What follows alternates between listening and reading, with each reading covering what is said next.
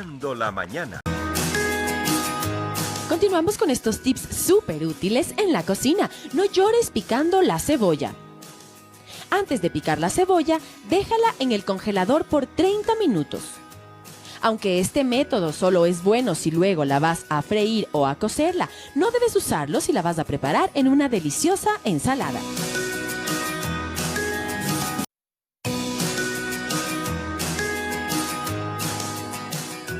El desperdicio de comida es un problema de gravedad que termina afectando a muchas personas.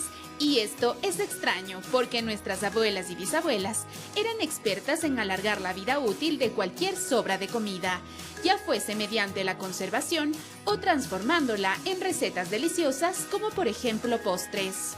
A continuación te presentamos 5 formas en las que puedes aprovechar al máximo la fruta madura, para que así la comida no acabe en la basura. Smoothie. Corta la fruta madura en trozos pequeños y ponla en el vaso de la licuadora con hielo picado, una taza por cada 4 piezas. Esto para triturarla hasta conseguir una textura suave y espumosa. Disfruta de este postre bebida en un día de mucho calor para refrescarte e hidratarte. Bizcocho casero. Para hacerlo, sigue la receta tradicional, pero cambiando los lácteos por la pulpa de la fruta madura que hayas escogido. También se le puede añadir a la masa algunos frutos secos y después hacer un frosting rápido de mantequilla y azúcar glass para que tenga una cobertura deliciosa. Mermelada en conserva. Esta es una gran forma de aprovechar la fruta madura. Para hacerlo, solo hay que poner a hervir la fruta en agua con azúcar y el jugo de un limón hasta llegar al punto de ebullición. Después, deja que se cocinen a fuego lento y los sabores se mezclen. Gelatina. Para hacerla, únicamente tienes que escoger la fruta que desees y hervirla en agua con azúcar al gusto. Mezcla el preparado con gelatina sin sabor, deja que cuaje y disfrútalo. Hot cakes.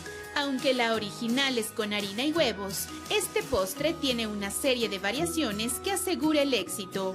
Cambia el trigo por salvado de avena y mezcla con la fruta madura, huevos y una pizca de canela, para después sobre un sartén colocar un poco de la mezcla haciendo mini tortillas por 2 minutos. Al final lo puedes decorar con la fruta de tu gusto o incluso chocolate.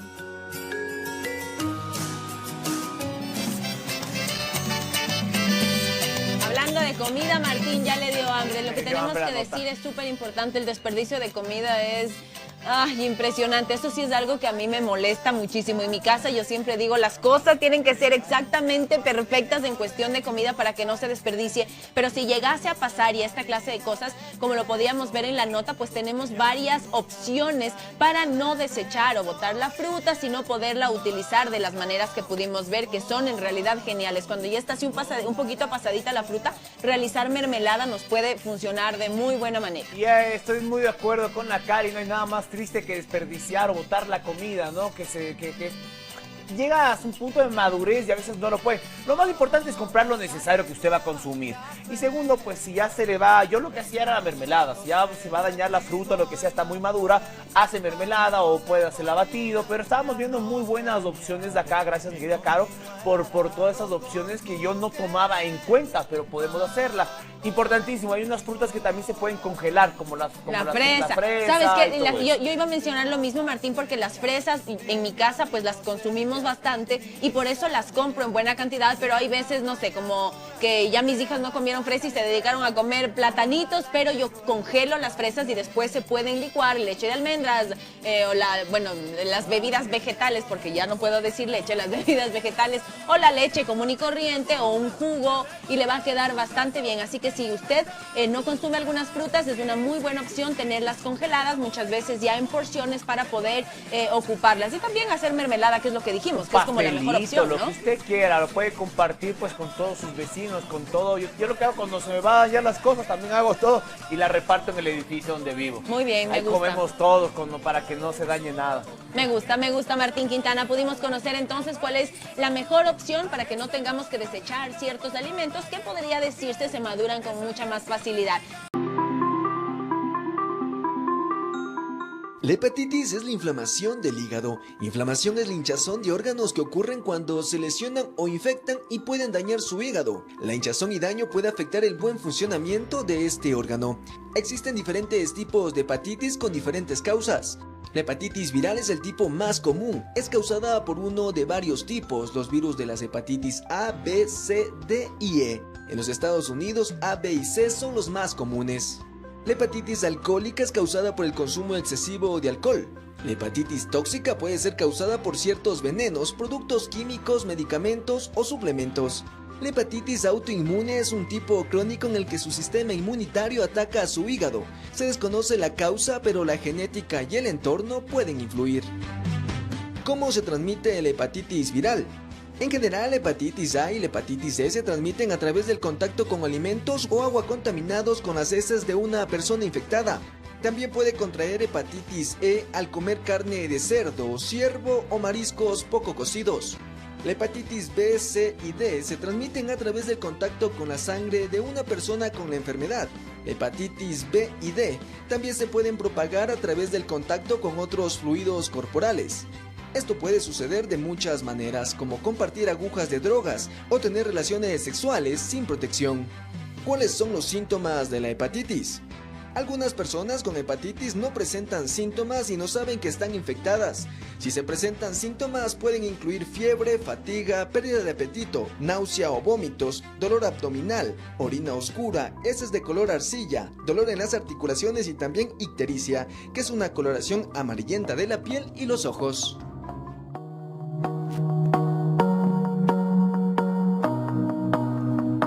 Y para tratar este tema nosotros tenemos ya a nuestra especialista, la doctora Tamara Rosales. Ella es especialista en pediatría e infectología pediátrica. Doctora, ¿cómo está? Muy buenos días. Hola, ay, Dios mío, estábamos escuchando estos y a todos ya nos dio cosas, porque en realidad a los que tuvimos ya hepatitis, pues sabemos que lo que pasó es que nos comimos heces por ahí que uno no sabe en qué producto lo pudo haber encontrado.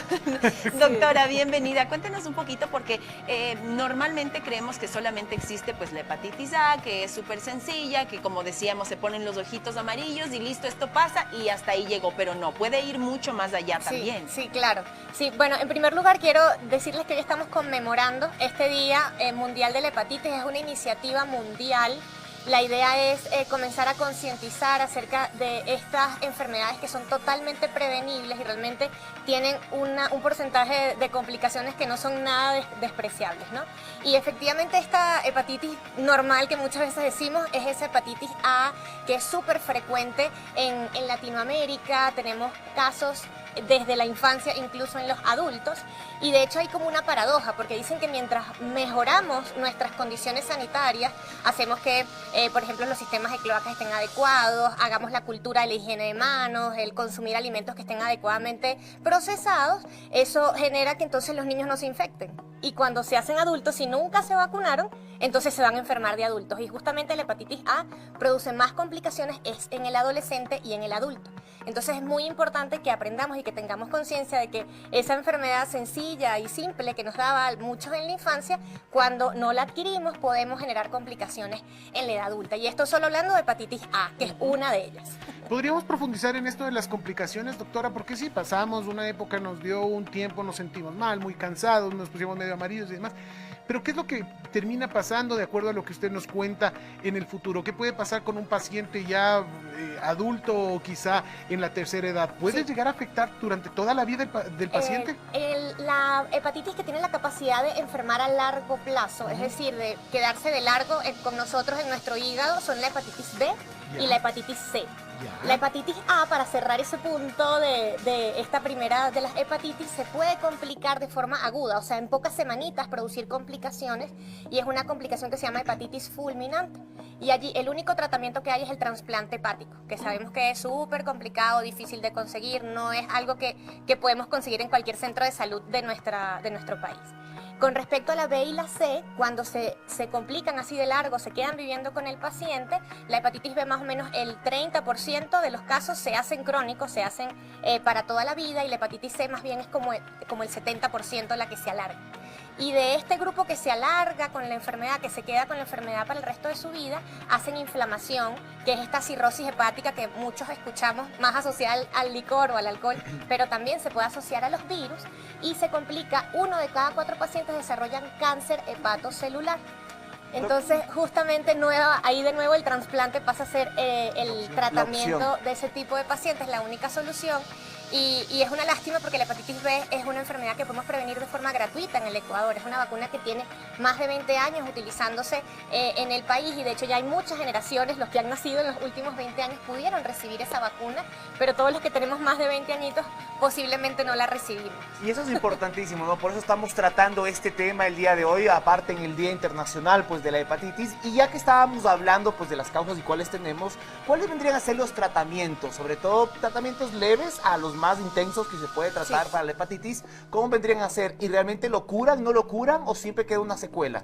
Tal cual. En el caso de la hepatitis A no existe un tratamiento específico, no existe un medicamento que nos ayude a frenar toda la inflamación que genera el virus. Hay que dejarla nomás que pase. El tratamiento exacto es que el paciente se mantenga hidratado, que coma sano, que haga reposo. Ese es el tratamiento, manejo de la fiebre, de la deshidratación. En el caso de la hepatitis B y la hepatitis C, sí existen algunos medicamentos, sin embargo no se indican en todos los pacientes, solo en los que tienen cierta gravedad o que tienen esta cronicidad, y son medicamentos que son de alto costo, son medicamentos que están muy restringidos, digamos, no se consiguen en cualquier farmacia, y justamente por eso se hace tan complejo el tratamiento de esta patología, y tenemos que irnos un paso atrás, que es hacia la prevención, hacia la vacunación. Doctora, precisamente de esto hablemos un poquito más abierto, porque claro, para muchas de las personas, ahora al menos que estamos enfocados en otra vacuna, pues pensar en la vacuna de la hepatitis decimos como que no es de mucha importancia, pero en realidad sí termina siendo muy, muy importante. Usted nos hablaba que aquí en nuestro país nosotros la podemos adquirir gratuitamente. Si nos podría contar sobre este tema, por favor. De las que son prevenibles por vacunas son la hepatitis A y la hepatitis B. La hepatitis B es la que les comentaba, es una vacuna que es gratuita, se coloca incluso desde el nacimiento. Los niños en las primeras 12 horas de vida ya pueden recibir esta vacuna, la deben recibir, porque es una forma de prevenir la transmisión de la mamá al bebé, y tiene una efectividad súper buena y además un muy buen perfil de seguridad.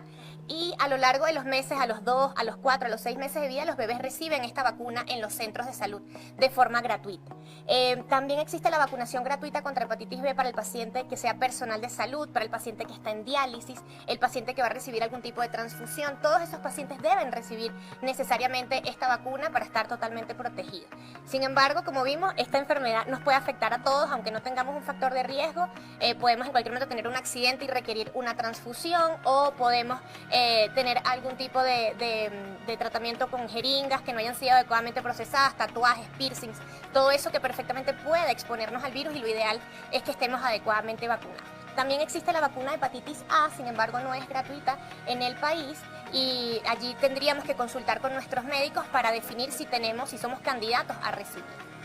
Doctora, una pregunta, si es tan gentil. ¿Cuántas veces se puede enfermar un paciente? Por ejemplo, a Cari y a mí, que ya nos dio alguna vez la hepatitis A. ¿Podemos volver a caer con esto o ya somos inmunes? ¿Qué hepatitis pasó? A es una sola vez en la vida, pasamos la página, ¿ok? Igual, yo también. Yo no he pasado, o no sé. Quizá, mamá, es que... infórmame. Sí, justamente la hepatitis A en un porcentaje de los pacientes no produce esta coloración amarillenta típica, sino que es solo vómitos y diarrea. En algún momento de tu vida te pudo haber dado eso y no tuvimos la tranquilidad porque no nos hicimos ningún examen pensando que era un virus cualquiera. Pero sí pudo haber sido, de hecho, digamos por estadística, se dice que en el Ecuador las personas después de los 20, 30 años, lo más probable es que ya hayan tenido contacto con el virus, y por eso lo ideal es que se vacunen tempranamente, cuando son preescolares, escolares, o incluso desde los 12 meses, que es la edad en la que está aprobada esta vacuna. Muchísimas gracias. Estuvo con nosotros la doctora Tamara Rosales, especialista en pediatría e infectología pediátrica. Gracias por haber estado junto a nosotros el día de hoy. Definitivamente nos ayudó a resolver todas esas dudas, y ya saben la importancia entonces de la vacuna, y mucho más cuando son muy pequeñitos. Cuando nuestros hijos son chiquitos, pues hagamos... A mí me dejó más dudas. Me dejó más dudas porque no sé si me vacunaron o no me vacunaron. Mamá, mándame la cartilla de vacunación porque ya dudé si que me la pusieron o no me la pusieron. No, porque dijo como que 20, tampoco te creas de 20. No, pero creo que fueron 30. al colegio, me parece que fue, ya dudé. Puede ser. Bueno, Bueno. lo que pueden hacer es acudir a la página web vacunarparalavida.es.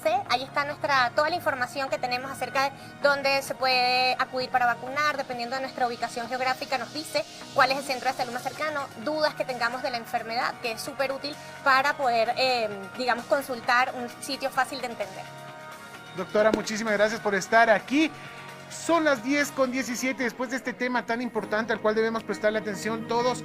Al volver de la pausa le presentaremos una nota realmente que nos va a tocar el alma. Conozca la historia de David. Ahí está, lo tiene en pantalla.